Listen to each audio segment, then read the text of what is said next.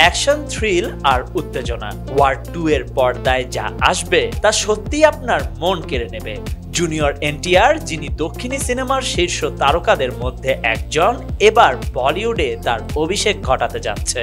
ঋত্বিক রোশন ও junior NTR এর মধ্যে উত্তেজনাপূর্ণ দ্বৈরথের অপেক্ষায় আছেন সিনেমা প্রেমীরা।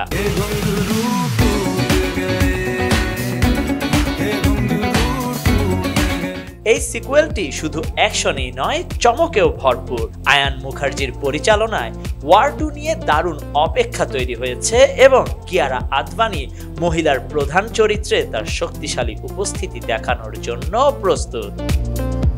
আরও চমকপ্রদ খবর, ওয়ার 2 এ 2 বিশাল তারকা আছেন, মাহেশ বাবু এবং রণবীর কাপুর। চমকে উঠলেন? চমকে উঠতেই হবে।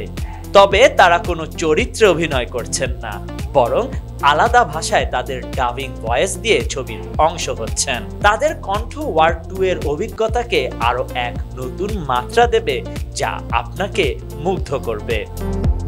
এটি যে কোনো সাধারণ সিনেমা নয়, এটি ইয়াশ রাজ ফিল্মস স্পাই ইউনিভার্সের 6ষ্ঠ পর্ব। ঋত্বিক রোশন ফিরে আসছেন তার অভ্যস্ত কাবির চরিত্রে, আর জুনিয়র এনটিআর অভিনয় করছেন এক নতুন চরিত্রে, যা ছবির উত্তেজনাকে আরো বাড়িয়ে তুলবে।